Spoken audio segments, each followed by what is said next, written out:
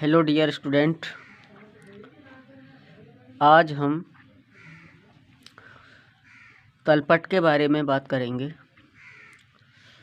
जैसे कि इस प्रश्न पत्र में क्वेश्चन नंबर 28 जो अभी हमारे विद्यालय में हुआ है उसके विषय में चर्चा करेंगे। प्रश्न पत्र के अनुसार हमको तलपट बनाना है। जिन स्टूडेंट को मेरी आवाज़ कम आ रही हो वो कृपया हेडफोन या ईयरफोन का यूज़ करेंगे। जब हम जर्नल एंट्री को बनाकर उसकी पोस्टिंग करते हैं तो पोस्टिंग के बाद जब सवाल को आगे जो बढ़ाया जाता है तो शुद्धियाँ, जो सवाल की जो शुद्धियाँ हैं उनको पूरा करने के लिए हमें तलपट का मिलान करना पड़ता है। तलपट का मिलान करते समय हमें दो चीज़ का बेसिक ध्यान रखना पड़ता है कि कौन सी साइड हमारी डेबिट है और कौन सी साइड हमारी क्रेडिट है। या मैं ये कहूँ, अभी ये जो क्वेश्चन नंबर 28 है इसके अनुसार अगर मैं आपसे कहूँ तो अभी इसमें किसी का नाम नहीं है। हम इसके लिए एक नाम देते हैं और ये जो तलपट है वो राम का तलपट है, इसको हमने दे दिया राम। अब राम एक व्यापारी है और हम उनका तलपट बनाएंगे। माना राम था, राम ने व्यापार में प्रारंभ करते समय घर से पैसा लेके आया था। दिया हुआ है पूंजी रुपये 21,000। बेटे जब पूंजी लेके आया था धन तो कैश लाया था, कैश यानी एसेट्स। तो जब हम जर्नल एंट्री बनाते हैं इसकी, आपके लिए विशेष जो ध्यान देना है वो जर्नल एंट्री की तरफ देना है। अगर जर्नल एंट्री आपको अच्छी तरह से आती है तो आप खतौनी अच्छी तरह से करते हैं और तलपट भी अच्छी तरह से ही होगा आपका, क्योंकि खतौनी का ही जर्नल का ही इसमें मेन पोजीशन को देखना पड़ता है, क्या है कैसे है। जब बेटा 21,000 रुपये ये राम जो है अपने घर से लेके आया, हमने एंट्री बना दी, उस वक्त हमें एंट्री करेंगे cash account DR to capital account. ठीक है ना बेटा, कैश यहाँ पर DR हो रहा है यानी कैश हमारे पास आ रहा है, मगर किस रूप में आ रहा है? कैपिटल के रूप में। ठीक है ना। तो नीचे वाली जो साइड है हमको सीधा सीधा दिखा रही है कि कैपिटल यहाँ पर क्रेडिट हो रही है यानी CR हो रही है। और जो कैपिटल है इसके लिए हम नाम पक्ष और जमा पक्ष भी कह सकते हैं। तो एक तरह की कैपिटल जो है वो जमा पक्ष की ओर भी है। दिया हुआ है पूंजी 21,000, विक्रम पर 12,000 देनदार। अब अगला जो है वो 12,000 रुपये हमें किसी को देने हैं। जब देने होते हैं बेटा तो जैसे विक्रम देनदार है तो विक्रम हमारा क्रेडिटर है, उस वक्त जो एंट्री बनाएंगे तो यहाँ पर विक्रम का अकाउंट हम DR करेंगे। तो Vikram account DR to cash, यानी कैश हमारे यहाँ से गया, किसके पास गया? विक्रम के पास गया। ठीक है ना। अगला दे रखा है मशीन, दे रखी है आपकी, विक्रम पर 12,000 हैं हमारे, और ये जो मशीन है वो है 5,000 की। बेटा जो लेनदार है इसमें 5,000 रुपये का है और विक्रम पर हमारे 5,000 हैं, 12,000 रुपये हैं विक्रम पर, मगर हमें प्राप्त नहीं हुए। अभी विक्रम को हमने कोई माल दिया है क्रेडिट के रूप में, यानी उधार माल दिया है विक्रम को हमने, 12,000 रुपये विक्रम को हमने उधार माल दिया है, तो विक्रम पर हैं, ठीक है ना, ये माल के पैसे हैं, इतना ध्यान रखेंगे। विक्रम पर तो हमने कोई ना कोई से माल ही दिया है, तो 12,000 हैं। ये भी हमारा अभी माल क्या है, हमने विक्रम को माल तो दे दिया मगर पैसे नहीं आए, तो ये एक क्रेडिट है हमारा। उसके बाद देनदार 5,000 रुपये। अगर हमारे पास किसी का पैसा है और हम उस पैसे को देंगे किसी के लिए, तो ये भी हम उसके ही खाते में जमा करेंगे और अपने यहाँ से देंगे। तो अपने यहाँ पर क्या होगा, इसके लिए CR करना पड़ेगा। और जो सामने वाला बंदा है यानी राम, और एक 5,000 रुपये हम मान लेते हैं अभी नॉर्मली टाइम पर कि ये 5,000 रुपये श्याम के हैं, तो श्याम को देने हैं, राम श्याम को देगा। तो क्या होगा यहाँ पर, Shyam account DR to Ram, तो राम देने वाला है यहाँ पर। अब बेटा पॉइंट अगला है 4,800 रुपये की मशीन है ये, देखो सुनो।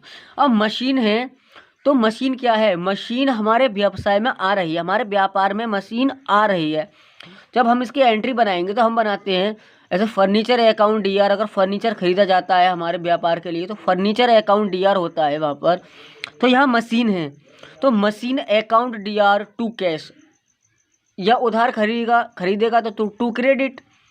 सीधी सीधी बात है, हमारे पास जो चीज़ आ रही है उसको हम DR करते हैं, और जो हमारे पास से चीज़ जा रही है वही जनरल एंट्री का प्रोसेस है, वही तलपट का है। अगर सवाल नहीं दे रखा हो आपके लिए तो आप इस काम को करेंगे। जो चीज़ हमारे पास आ रही है वो क्या है, DR है। जो चीज़ हमारे यहाँ से जा रही है बेटा वो CR है, ठीक है ना। अगला दे रखा है इसने लेनदार रुपये 8,000, यानी बेटा ये डेप्टर है। जब डेप्टर है आप इससे लोगे,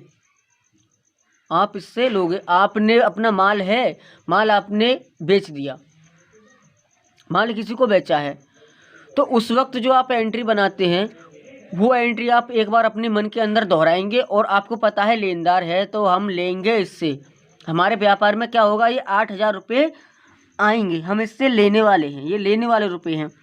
आगे दे रखा है मजदूरी 500 रुपये। बेटे मजदूरी जो है वो हम किसी को देंगे तो जाहिर सी बात है CR होगा, ठीक है ना। मजदूरी दी जा रही है यानी हमारा जो कैश है वो घट रहा है, मजदूरी हम किसी को देंगे। आगे वेतन, ठीक है ना, वेतन है तो वेतन भी हमारा क्या है, देने वाली चीज़ है। तो salary account DR to cash, अगर कैश में दें या बैंक में दें, अगर बैंक चेक से देंगे सैलरी तो बैंक होगा, और अगर कैश से देंगे तो कैश होगा, टू कैश होगा। तो इसलिए ये भी हमारी देने वाली चीज़ है, ठीक है ना। अब इसमें दे रखा है आपका भवन यानी बेटा इंग्लिश में बिल्डिंग। जब उसने व्यापार चालू किया तो एक समतल भूमि को उसने देखा और वहाँ पर बिल्डिंग बनाई, किसके लिए, व्यवसाय के लिए। यहाँ उसने कोई बिल्डिंग खरीदी अपना सामान यानी वेयर हाउस के रूप में, गोदाम के रूप में जब वो खरीद रहा है तो वो उसकी एसेट्स है, और एसेट्स क्या हो रही है, DR हो रही है। बिल्डिंग का अकाउंट DR हो रहा है, कैश से हुआ है या पैसे से हुआ है वो सवाल के ऊपर डिपेंड है, हम ये चीज़ देखेंगे। सवाल से हुआ है पैसा, पैसे में सवाल दे रखा है, नगद बिल्डिंग खरीदी है या उसने उधार बिल्डिंग खरीदी है या बैंक से बिल्डिंग खरीदी है। अभी हमारे पर सीधा सीधा है कि भवन रुपये 12,000, यानी कि इसकी जो बिल्डिंग है वो 12,000 रुपये की कीमत की है, या इसने नगद भुगतान किया है या बैंक से भुगतान किया है।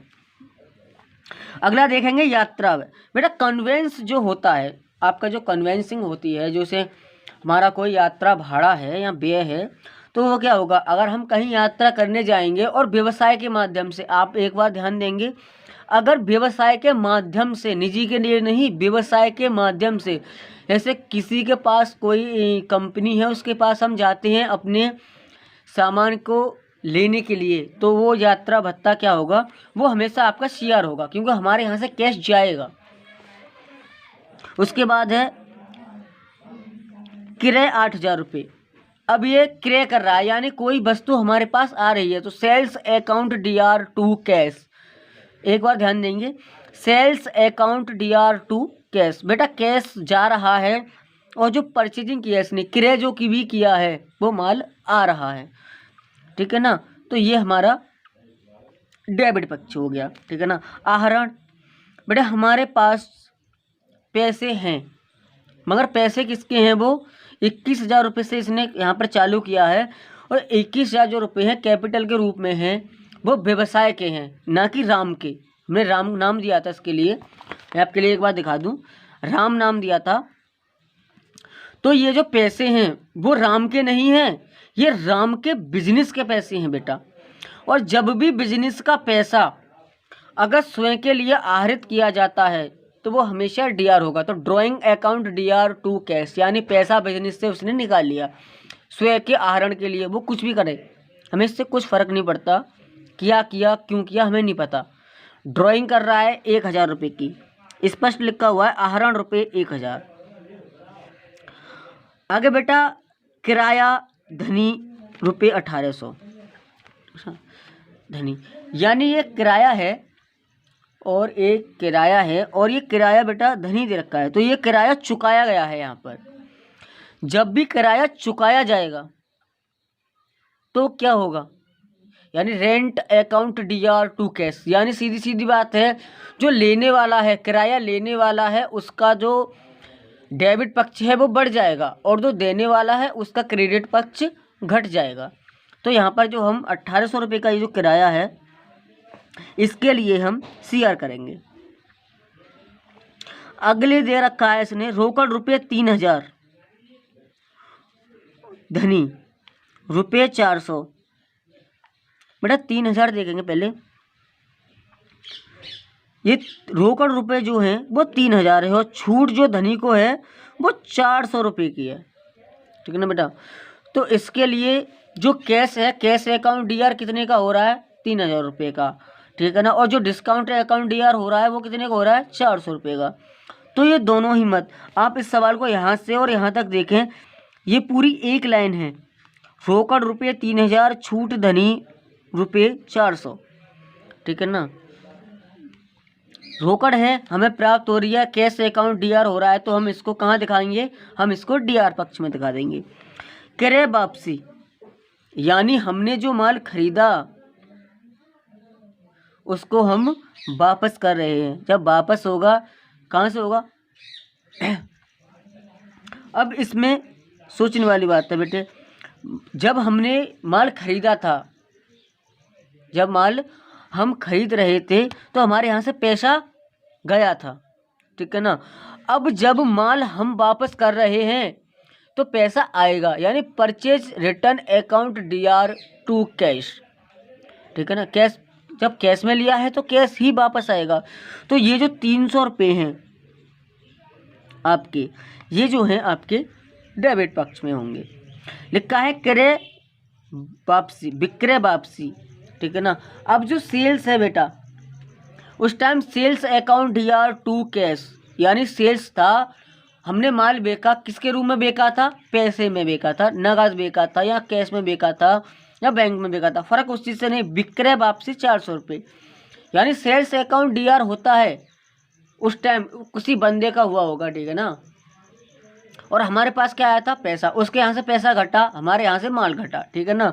उस वक्त जो माल था वो 400 रुपये का माल बेटा, ये हमारे पैसे थे, ठीक है ना। अब किसी ने हमको पैसा माल वापस किया है तो हम उसको वापस क्या करेंगे, उसके पैसे वापस कर देंगे। तो 400 रुपये ये बेटा क्रेडिट पक्ष में होंगे। लिखा हुआ है बैंक में रुपये, यानी 1,000 रुपये, bank at cash, bank, bank में हमने 1,000 रुपये जमा कर दिए, या बैंक में हमारे हैं, तो डीआर है, सीधा सीधा है, डीआर है अभी, ठीक है ना। फर्नीचर खाता, फर्नीचर खाता 5,000, यानी furniture account DR to cash, बेटा फर्नीचर आ रहा है और पैसा हमारा गया, तो क्या हुआ, बात वहीं आकर टिकती है, कौन सी पक्ष हमारी तरफ आ रहा है और कौन सा पक्ष हमारी तरफ से जा रहा है। अब सवाल देखिएगा, ये सवाल है, मैं आपके लिए एक बार इसको बोलूँगा। सवाल लिखा है इसने पूंजी रुपये 21,000, यानी cash account DR to capital, यानी इसने सीआर कर दिया कैपिटल के लिए। दूसरा है विक्रम पर, जो विक्रम था उसके पास हमारे 12,000 रुपये हैं, हमने कोई माल उधार बेचा था मगर उससे प्राप्त अभी नहीं हुए हैं, तो हमारे पास ये कितना है, 12,000 यहाँ आएगा। उसके बाद देनदार, यानी क्रेडिटर्स हैं, जो उसको पैसा देना है, किसी कंपनी को देना हो या किसी भाड़ा हो, कुछ भी हो, XYZ कुछ भी हो सकता, क्रेडिटर है यानी उसको देने वाले पैसे हैं वो 5,000 दे ही रहा है अभी। उसके बाद मशीन अकाउंट DR2 कैश, ठीक है ना, मशीन हमारे यहाँ आ रही है और पैसा हमारे यहाँ से जा रहा है 4800 रुपये DR। डेप्टर यानी ये होते हैं लेनदार, किसी को हमने माल बेचा है उससे हमारे पैसे आए हैं कितने, लेनदार 8,000 रुपये यानी डेप्टर। बेच बेटा, मैंने क्या बोला, पैसा हमारे यहाँ से घटेगा तो सीधा CR कर दो, ठीक है ना। बेच 600 रुपये की चली गई, पैसा हमारा घट गया, CR हो गया। उसके बाद सैलरी है, इसने किसी को पैसे दिए हैं, पैसा घटा है यानी CR साइड है 2300 रुपये। बिल्डिंग हमने खरीदी है, हमारे व्यवसाय में आई है बिल्डिंग 12,000 रुपये। कन्वेंस यानी यात्रा में किसने खर्च किया है 400 रुपये यानी पैसा हमारे यहाँ से घट गया। परचेज यानी खरीदा है इसने, क्रय किया 8,000 रुपये का, ठीक है। ड्राइंग जो खाते से निकाले हैं, बिजनेस के खाते से स्वयं के लिए निकाले हैं, पैसा इसके पास आया 1,000 रुपये। रेंट हमने चुका दिया 1,800 रुपये, ठीक है ना। 3,000 रुपये मिलने थे कैश के रूप में और 400 रुपये का डिस्काउंट मिल गया, कुल मिलाकर 3400 रुपये मिले हैं इसे यहाँ पर। परचेज रिटर्न, जो हमने यहाँ खरीदा था वो यहाँ पर रिटर्न कर रहे हैं, परचेज खरीदा रिटर्न किया, पैसे यहीं दिखाएंगे 300 रुपये। सेल्स रिटर्न यानी कुछ माल बेचा था, पैसा आया था मगर अब किसी को वापस कर रहे हैं तो रुपये 400। कैश एट बैंक में जब हमारा पैसा है 1,000 रुपये डेबिट हो रहा है। फर्नीचर खाता 5,000 रुपये से यानी फर्नीचर अकाउंट DR 5,000 रुपये से, दोनों तरफ का जो योग है 43,500। जब भी हमारी कोई गलती खतौनी में होगी, तलपट उन खतौनियों की शुद्धि की प्रामाणिकता के लिए ही बनता है। अब इसकी जितनी बार लेजर पोस्टिंग है बेटा वो एकदम करेक्ट हैं इसकी, इसीलिए ये दोनों पक्ष हमारे बराबर हैं। तो आप एक बार अपना एग्ज़ाम पेपर उठाएं और उसको एक बार देखें। धन्यवाद।